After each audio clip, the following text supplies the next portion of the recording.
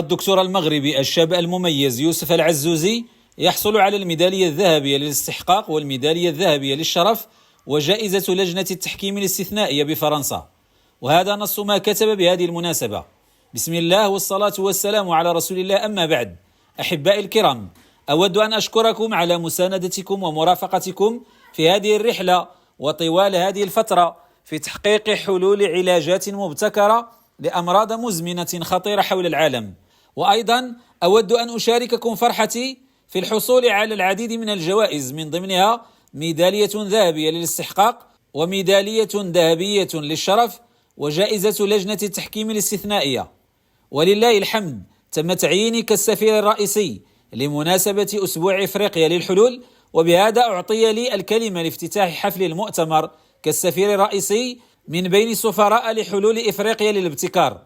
أولا أشكر الله على هذا النجاح، ثم أود أن أشكركم على مساندتكم ودعمكم الدائم، لأن الله عز وجل جعلكم سببا في نجاحي. قناة إبراهيم أبو جابر، رحلة TV.